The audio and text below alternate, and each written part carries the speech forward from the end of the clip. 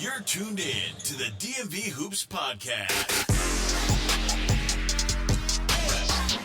This is Jonathan Scribner, head girls basketball coach at St. John's College High School, and this is the DMV Hoops Podcast.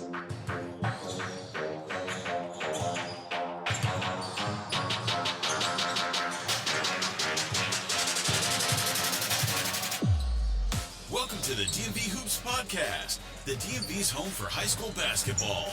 Hosted by Kirk Cross and featuring Chelsie Cross.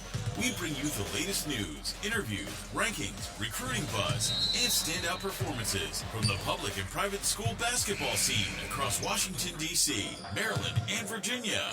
Stream us on Spotify, iHeartRadio, Apple Podcasts, Amazon Music, Buzzsprout, YouTube, and everywhere podcasts are heard. Now, let's get into it. Here's your host, Kirk Cross. Hello everyone, here's a little surprise. Kurt Cross is not here today, so it's Chelsie. And for this episode, we had a few days off and we're back in Morgan Wooten's gym.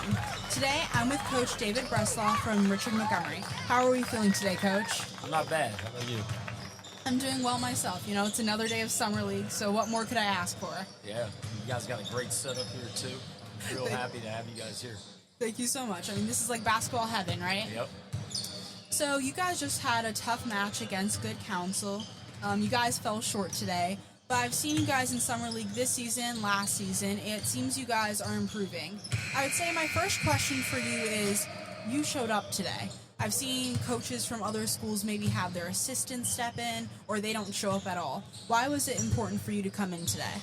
Well, I mean, I think for one, I just love the atmosphere, and Summer League is always something that was kind of like something when I was a kid that I always looked forward to playing in, and I guess it's the nostalgia of it all.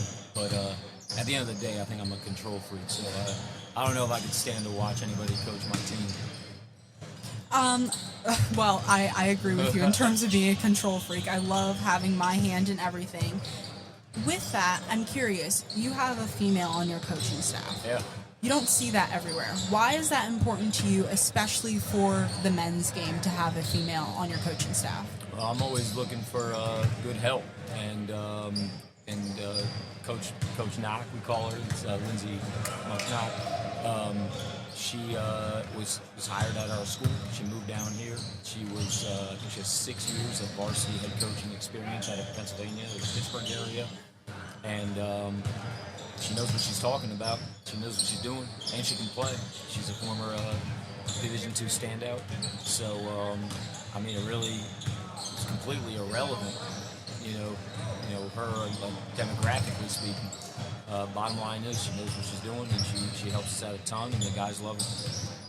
Well, personally, as someone who wants to be a coach, that's very inspiring. So thank you so much for doing that. Now back to you a little bit. You've been the coach since 2012 at Richard Montgomery, correct? I think that's right, yeah. Why Richard Montgomery? Why have you stayed? Why do you believe in this program? And why have you wanted to make this program your own? Sure. Well, it's my alma mater. And I always felt like we felt short when I was playing. We had a ton of talent. We really should have done some big things. And I guess this is my... This is me, you know, coming full circle and trying to make up for all that. But it's also something I'm just proud of being from the community and trying to make this something that everyone can be proud of too. So it sounds like you played at Richard Montgomery. I'm not sure what your teammates were like, all that, but you had Boogie last season. He graduated last season, and that was a whole kind of new type of vibe for Richard Montgomery. I think he's the top scorer in Richard Montgomery history, all of that stuff. What was that like to coach him? Not necessarily that he stole the floor, but everyone always had eyes on him. It was always guarding Boogie because he can get whatever basket he wants. What was that like coaching him, and kind of how did he grow throughout his time at Richard Montgomery? Well, I love coaching him, and one, you know, to kind of tie it back to the previous question, you know, his father played with me too in high school, and coaching him is something that it just gives me a lot of joy because he's part of the family, and not only that, I think we actually had some kind of like quiz show at the end of the year for our team. It was like a team building thing. One of the questions was how many players have an immediate family member who also previously played for Richard Montgomery, and it was something like 8 or 9.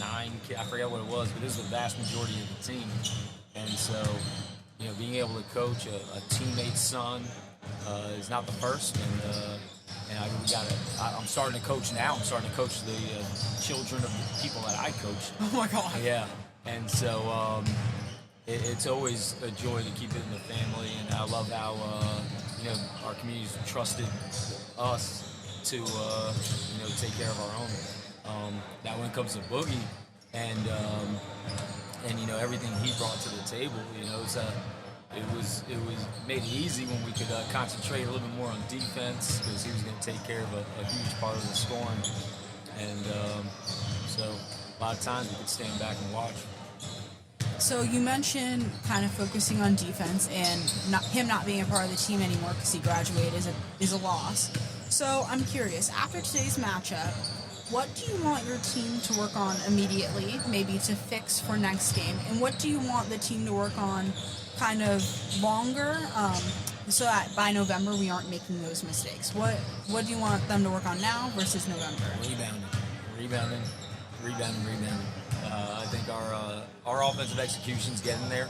We're beginning to kind of see the full offense, where you know, a lot of times, again, our offense was centered around Boogie in the past, or even before him, we had Dante Mayo, who was also a county leading scorer, and so it's been a while where our points aren't going to be spread, weren't as spread as they can be now.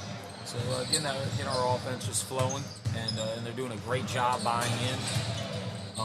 But rebounding, we need to box out. We need to rebound. So that kind of ties into my next question. You guys had 2 people in double figures, and scoring is not everything.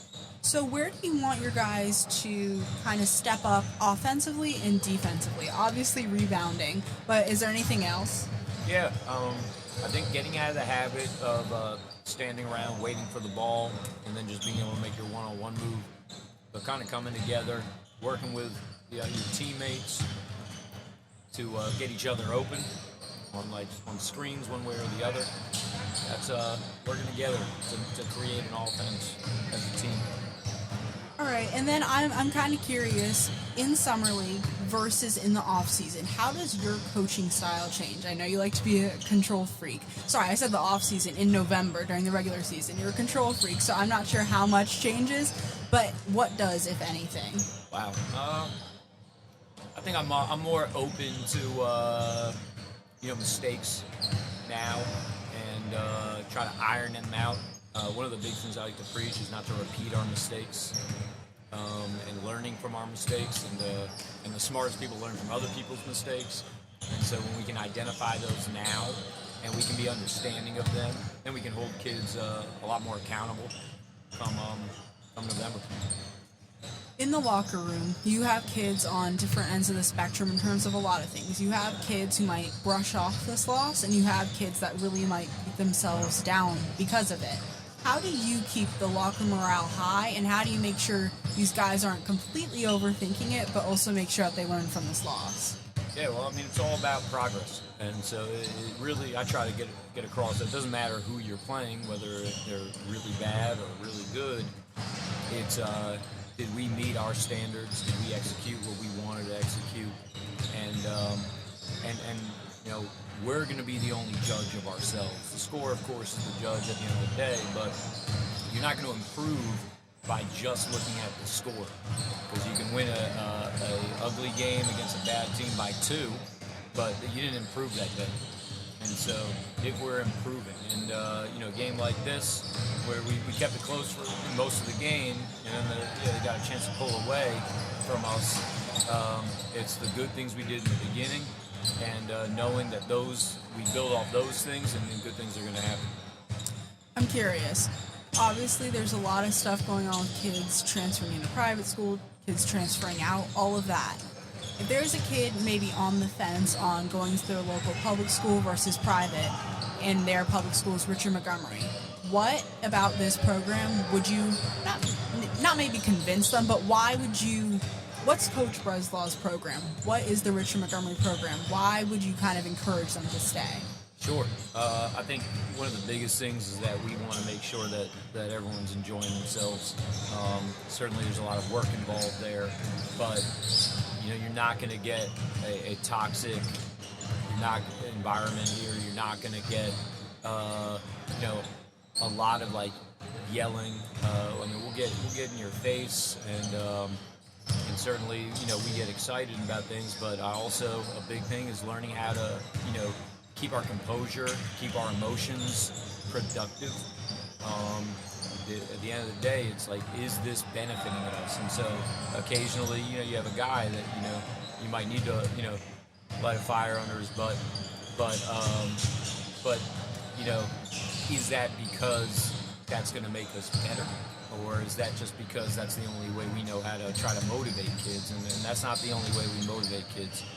So I think that our graduates leave and they know that they love their experience, and that's pretty important to me, because I don't want kids leaving thinking that was a waste of time, or that was unproductive, or just a negative experience. Well, that's all I got for you, Coach. Thank you so much for joining me. Everyone, this will be up in about a couple weeks. We'll tag you and everything once it's up. But thank you, everyone, for listening, and that's another episode of the DMV Hoops Podcast. Thanks for tuning in to the DMV Hoops Podcast, your home for high school basketball coverage across the DMV. Be sure to subscribe, follow, and share the show on Spotify, Apple Podcasts, iHeartRadio, Amazon Music, YouTube, Buzzsprout, and everywhere podcasts are heard. Follow us on Instagram and X at DMV Hoops Podcast. The DMV Hoops Podcast is hosted by Kirk Cross, featuring Chelsie Cross. Thanks for listening.